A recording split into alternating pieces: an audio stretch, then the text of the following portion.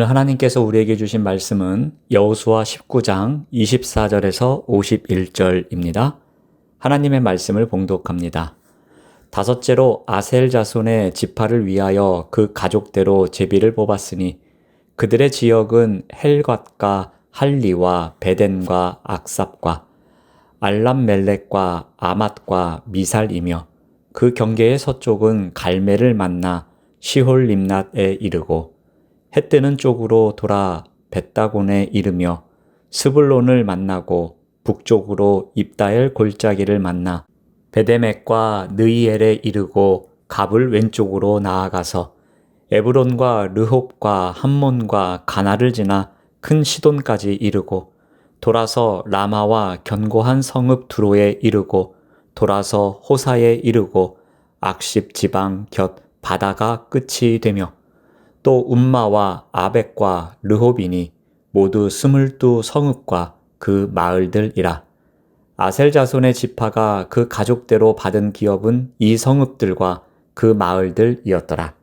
여섯째로 납달리 자손을 위하여 납달리 자손의 가족대로 제비를 뽑았으니 그들의 지역은 헬렙과 사하난님의 상수리 나무에서부터 아다미네겝과 얌느엘을 지나 락굼까지요. 그 끝은 요단이며 서쪽으로 돌아 아스노따볼에 이르고 그곳에서부터 훗곳으로 나아가 남쪽은 스불론에 이르고 서쪽은 아셀에 이르며 해 뜨는 쪽은 요단에서 유다에 이르고 그 견고한 성읍들은 시딤과 세르와 함맛과 락갓과 긴네렛과 아다마와 라마와 하솔과 게데스와 에드레이와 엔하솔과 이론과 믹다렐과 호렘과 베다낫과 벳세메스니 모두 19 성읍과 그 마을들이라.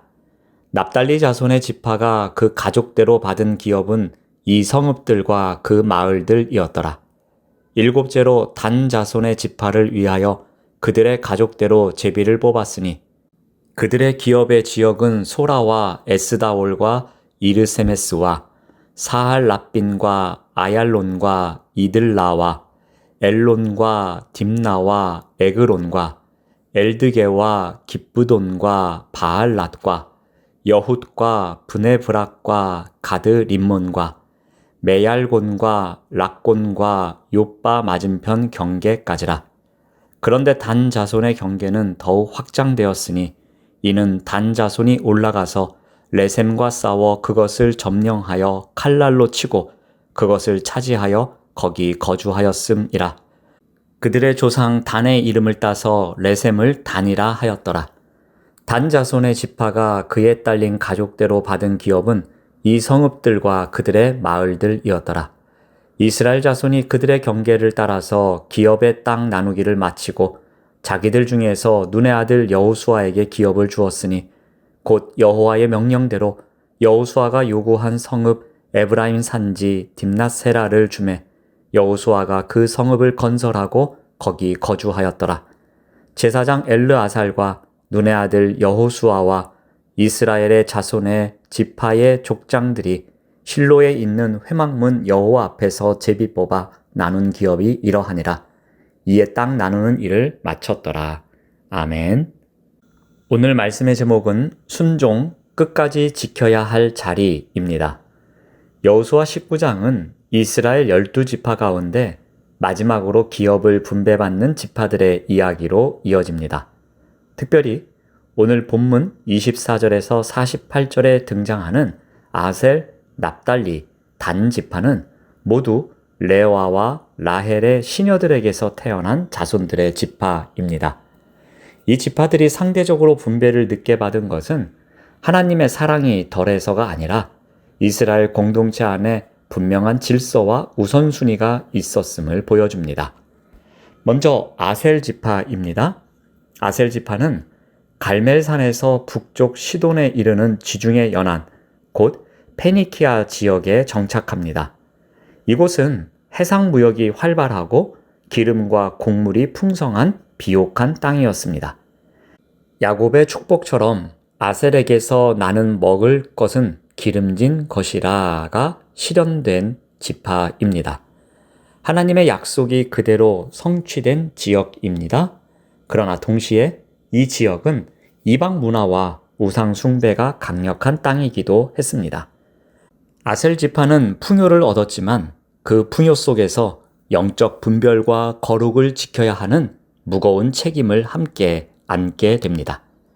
풍요는 은혜이지만 풍요는 동시에 신앙을 시험하는 도구가 될 수 있었습니다. 다음은 납달리 지파입니다. 납달리 지파는 갈릴리 지역에 자리 잡습니다.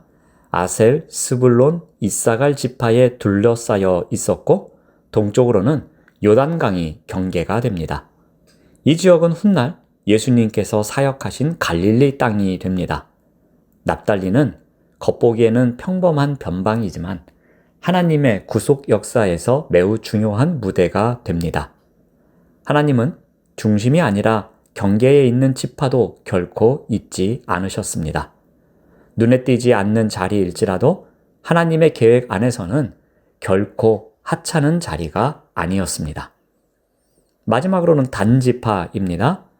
단 지파는 에브라임, 베냐민, 유다 지파에 둘러싸인 채 서쪽으로는 지중해를 경계로 한 땅을 받았습니다. 그러나 이 지역은 블레셋의 강한 압박으로 인해 정복하기 쉽지 않은 땅이었습니다. 문제는 단 지파가 적극적으로 하나님의 말씀에 순종하며 싸우지 않았다는 것입니다. 그 결과 단 지파는 처음 분배받은 땅을 온전히 차지하지 못하고 결국 북쪽 헤르몬산 근처로 이동하여 그 성읍을 점령하여 이름을 단이라 부릅니다. 이는 확장이 아니라 상실의 결과였습니다. 기업을 늦게 받았다고 덜 중요한 것은 아니었습니다. 그렇다고 기업을 풍성하게 받았다고 안전한 것도 아닙니다. 기업을 받았다고 자동으로 지켜지는 것도 아닙니다. 하나님이 주신 기업은 소유가 아니라 순종으로 지켜야 할 사명입니다. 오늘 본문에 나오는 단 지파의 이야기는 일종의 경고입니다. 하나님 말씀에 적극적으로 순종하지 않으면 이미 받은 기업도 잃을 수 있다는 사실입니다. 오늘 우리도 각자 하나님이 주신 기업을 가지고 살아갑니다. 이 기업들은 받는 순간 끝나는 것이 아니라 매일 순종으로 지켜가야 할 신앙의 자리입니다. 풍요 속에 있는 아셀처럼, 경계에 선 납달리처럼, 압박 속에 놓인 단처럼 우리의 처지는 다르지만 하나님이 요구하시는 것은 동일합니다. 내가 너희에게 준 그 자리에서 끝까지 순종하며 서 있으라. 이 명령은 동일한 것입니다. 이제 이스라엘 12지파 모두가 기업을 분배받고 마침내 가나안 땅 분배가 완결됩니다. 이는 단순한 행정적 종료가 아니라 하나님의 주권적 이끄심이 결실을 맺는 순간입니다. 51절 말씀을 봅니다. 여호와 앞에서 제비 뽑아 나눈 기업이라고 합니다. 모든 기업 분배의 주체는 하나님이심을 강조하고 있습니다. 땅은 여호수아가 나눈 것이 아니었습니다. 여호와의 명령에 따라 제비로 분배된 기업이었습니다. 이스라엘 땅을 소유하게 된 것은 군사력이나 전략의 결과가 아니라 하나님이 약속을 신실하게 지키신 결과였습니다. 이제 가장 마지막에 남은 여호수아의 기업이 분배됩니다. 모든 지파의 분배가 끝난 후에야 마지막으로 남은 일이었습니다. 바로 여호수아 자신의 기업을 주는 일이었습니다. 49절 말씀을 봅니다. 이스라엘 자손이 그들의 경계를 따라서 기업의 땅 나누기를 마치고 자기들 중에서 눈의 아들 여호수아에게 기업을 주었으니. 여호수아는 정복전쟁과 땅 분배를 주도한 지도자였습니다. 그러나 그는 단 한 번도 자기 몫을 먼저 요구하지 않습니다.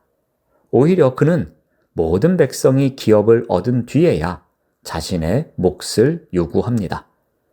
여호수아는 자신의 기업으로 에브라임 산지에 딥낫세라를 요구합니다. 이 땅은 비옥하고 화려한 중심지가 아니라 스스로 개척해야 할 산지였습니다. 여호수아는 남은 쉬운 땅을 선택하지 않았습니다. 오히려 끝까지 수고해야 하는 자리를 택합니다. 이는 그가 여전히 하나님의 사명을 내려놓지 않았음을 보여줍니다. 여호수아가 마지막에 기업을 받은 이유는 분명합니다. 그는 자기 유익보다 공동체를 먼저 세웠고 자기 권리보다 하나님의 명령을 앞세웠으며 사명이 끝날 때까지 자리를 지킨 것이었습니다. 하나님의 나라는 먼저 챙기는 사람보다 끝까지 감당하는 사람을 통해 세워져 나갑니다. 여호수아는 자기 몫을 뒤로 미룬 지도자였고 그래서 하나님의 약속을 완성하는 도구가 될 수 있었습니다.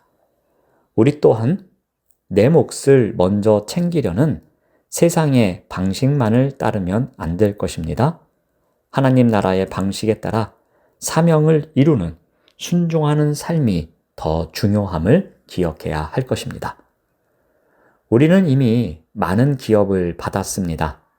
구원의 은혜, 교회 공동체, 맡겨진 사역의 자리, 그리고 살아가는 삶의 자리가 있습니다. 우리는 기업을 누리는 데서 멈추고 있는지 아니면 사명을 감당하고 있는지를 돌아보아야 할 것입니다. 하나님은 오늘도 끝까지 순종하는 사람을 통해 자신의 약속을 완성하십니다. 기업은 이미 주어졌습니다. 이제 남은 것은 그 자리에서 끝까지 하나님께 순종하는 삶입니다. 기도하겠습니다. 하나님 감사합니다. 우리에게 주신 많은 기업의 자리가 있습니다. 그 자리에서 우리가 해야 할 일은 끝까지 하나님께 순종하는 삶임을 기억합니다. 이 믿음으로 믿음의 여정을 신실하게 걸어갈 수 있도록 인도하여 주시옵소서. 예수님의 이름으로 기도드립니다. 아멘.